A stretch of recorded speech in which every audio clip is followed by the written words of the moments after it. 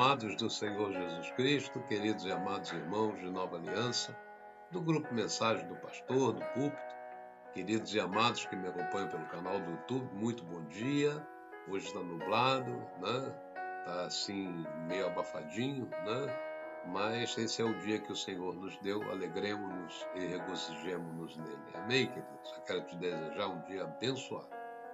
Olha, dia desses, né, eu fui perguntado por uma irmã, e diga-se de passagem, de forma recorrente, né? Muitas outras pessoas em outras ocasiões já me perguntaram como era discernir, como era ouvir a voz de Deus, né?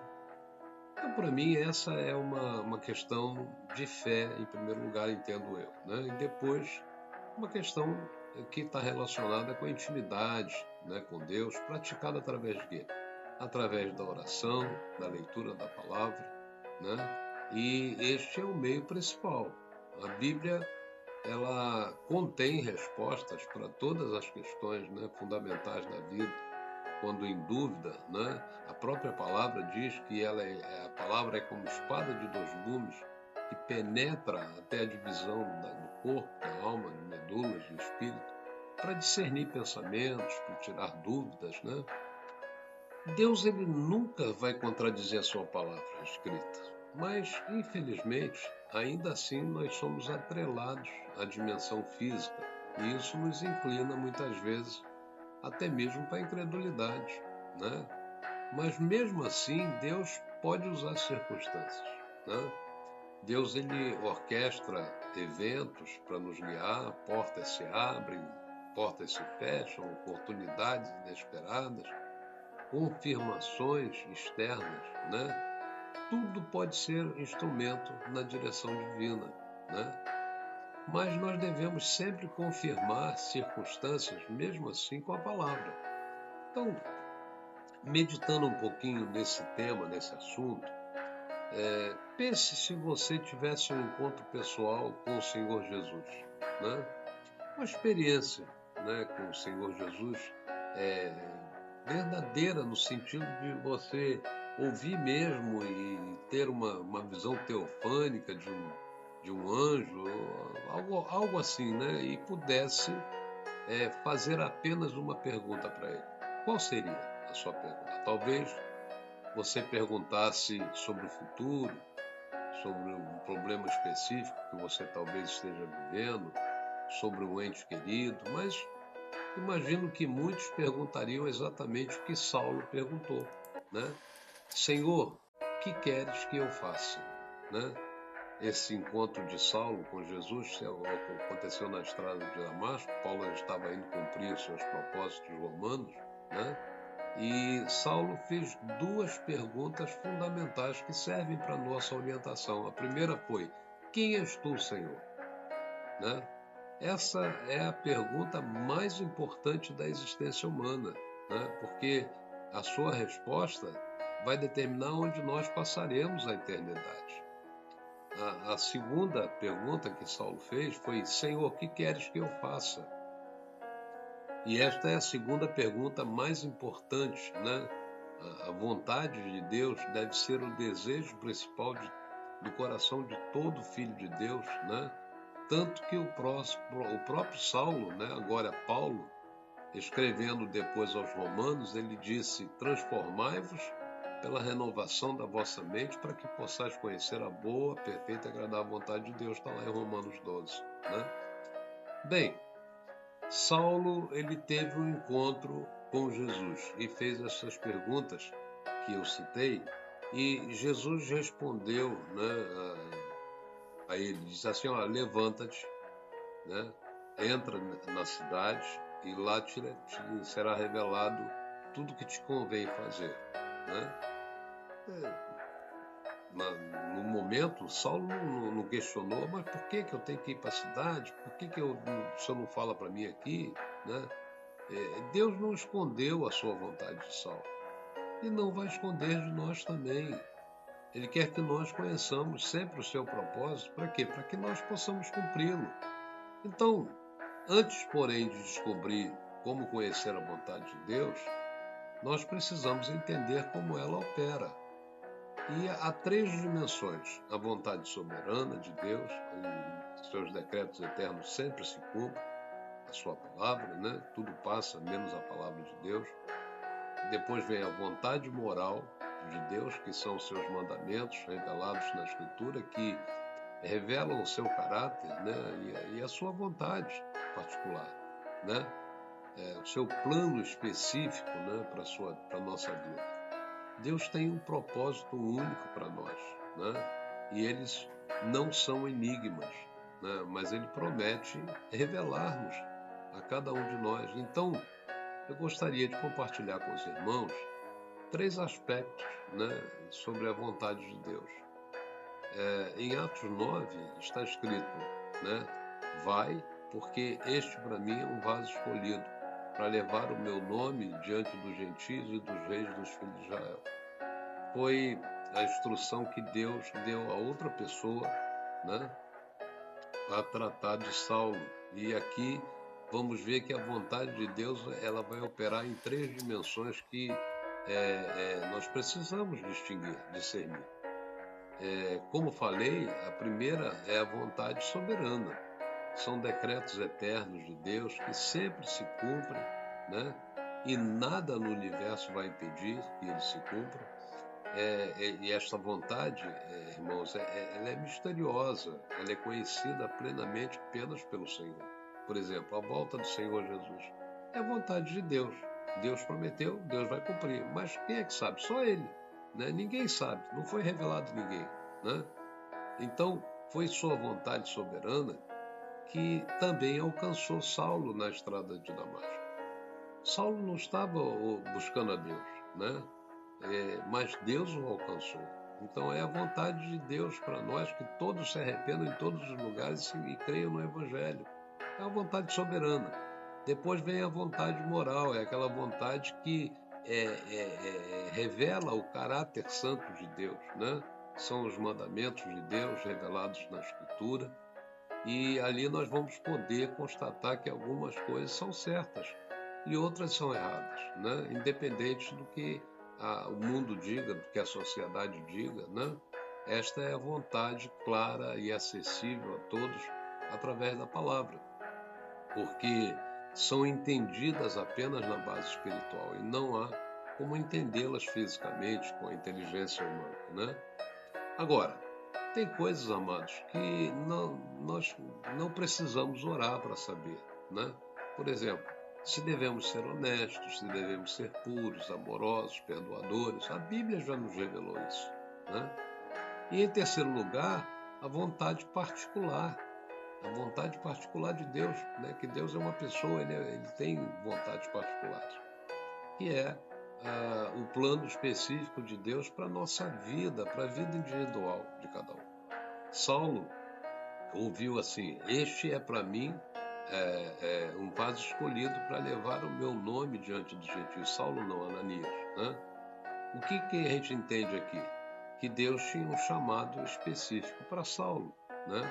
E pode ter certeza que Deus tem um plano específico para nós também. Nós não precisamos descobrir a vontade soberana de Deus, porque ela se cumprirá, né? Você já conhece a sua vontade moral, está na Bíblia, né? Então, o que nós precisamos buscar é a sua vontade particular para a nossa vida. Ele prometeu nos revelar, né? Aos que perguntarem a Ele com sinceridade, com verdade, né?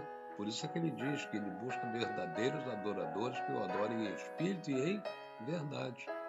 Mas Deus tem um processo, né? Eu diria um caminho, que sabemos que é o próprio Jesus. Jesus falou: sem mim nada podeis fazer, né? Então, muitas coisas já foram ditas sobre esse tema e existem muitos mitos sobre a vontade de Deus que precisam ser derrubados. Olha, e em Jeremias 29, o profeta escreveu lá: porque eu bem sei os pensamentos que tenho a vosso respeito, diz o Senhor, pensamentos de paz e não de mal, para vos dar o fim que esperais, né? Muitos cristãos vivem confusos sobre a vontade de Deus. Por causa de quê? Por causa de concepções erradas, de mitos errados, né? Deus vai me dar um mapa completo da minha vida. Não, Deus não dá mapa né? Ele dá relacionamento, né? Ele dá revelação espiritual. Assim como Israel se guiava pela coluna de nuvem e fogo de dia e de noite, né? Está lá em Êxodo 13, se não me engano é Êxodo 13, Deus revela a sua vontade passo a passo, à medida que o seguimos, intimidade com Ele, como disse no início, Ele vai nos dando passo a passo, revelando a sua vontade. Outra coisa errada que muita gente usa, que a vontade de Deus será difícil, né? A vida com Jesus é difícil, o crente tem que viver uma vida difícil e infeliz. Ó, alguns veem Deus como estraga prazeres, né? Temem até se quebrantarem, se arrependerem e entregarem sua vida para Jesus, acham que significa que a vida será miserável, mas Jesus ele perguntou assim: qual de vós, né, que é pai, se o filho pedir pão lhe dará uma pedra? Está lá em Lucas 11. Com certeza, né, Deus é o melhor pai do que qualquer pai terreno, né? E em terceiro lugar, uma outra concepção errada, que Deus fala somente para pessoas especiais. Não é verdade. Eu posso te afirmar que a vontade de Deus não é reservada para os Paulos ou Spurgeons da vida, né? Ele tem um propósito para cada um, né? Que venha a Ele verdadeiramente creia nisso, porque Ele disse: aquele que vem a mim de forma nenhuma eu lançarei fora, né? E seja em qualquer nível, em qualquer nível de maturidade, Ele nos chama onde estamos e como estamos, né? Aí uns vão dizer: não, eu preciso de uma experiência dramática, eu preciso de uma experiência sobrenatural. A experiência de Saulo, ela foi extraordinária, sem dúvida, né? Mas não normativa, né? Não precisa cair do cavalo, como também muitos dizem, está errado isso, né? Ou querem ver a terra tremer, relâmpagos e trovões. Não. Está escrito lá em 1 Reis 19, né? Que Deus falou para Elias, não no terremoto ou no fogo, mas numa voz mansa, delicada, né? Quer saber mais, né? Muitos dizem que a vontade de Deus está escondida. É outro absurdo, né? Um pai esconder, né, a sua vontade de seus filhos, Deus não brinca de esconde-esconde, né? Ele quer que você conheça a sua vontade, para quê? Para que nós possamos cumpri-la, você possa cumpri-la, né? Aí eu pergunto, talvez você possa me responder, qual desses mitos está impedindo você de buscar a Deus, de escutar a sua voz, de saber qual é a sua vontade? Não sabe, né? É preciso, aí sim, é preciso identificar, abandonar esses mitos, porque Deus não é complicado. Ele é pai amoroso que deseja guiar seus filhos, né? Mas, como eu já disse, existem pré-requisitos para conhecer a vontade de Deus. No Salmo 25, o salmista escreveu assim: aos mansos guiarás justiça e aos mansos ensinará o seu caminho. A orientação divina é condicional. Deus espera atitudes de nós antes de nos revelar o caminho, né? E nós precisamos ter disposição para obedecer. Saulo não perguntou: Senhor, qual é a tua vontade para que eu possa avaliar? Mas ele perguntou: o que queres que eu faça? Né? Com a intenção de quê? De fazer. Porque Deus revelaria a sua vontade a alguém, como revelou a Paulo, se ele conhecesse o que ele conhece de antemão do nosso coração, se ele soubesse que nós não cumpriríamos, né? A disposição precede a revelação, né? No mesmo salmo está escrito que seriam os mansos, os que têm espírito ensinável, né? Então, mansidão aqui significa humildade, disposição para aprender. Se você acha que já sabe tudo, dificilmente vai ouvir a voz de Deus, meu irmão, né? Outro item que faz parte do processo é através da oração, como eu disse. Oração com sinceridade, né? Pedindo orientação. Não espere, né, ser convocado para isso. Apresente-se e pergunte se ele tem uma missão para você. Se Deus parece silencioso, examine quanto tempo, né, você realmente passa com ele em particular E por último, né, similar à obediência, está a submissão, né? Em Atos 9, mostra Saulo jejuando, orando após aquele encontro maravilhoso.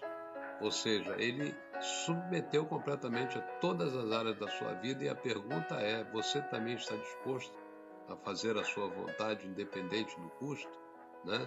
Então, antes de perguntar qual é a vontade de Deus, pergunte para você mesmo: eu estou disposto a cumpri-la?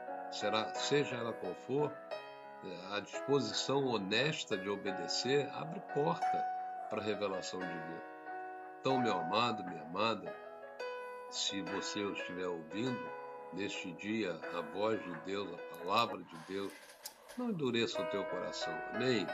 O Senhor fale aos teus ouvidos espirituais e você possa ouvir. Ô glória, Deus te abençoe. Amém? Fica com Deus, um bom final de semana para todos, né? Estamos aí às vésperas de um sábado, de um domingo. Busque a Deus, busque a sua perfeita, agradável vontade, né? Perfeita, agradável vontade através de quê? Através da transformação de mente. Amém?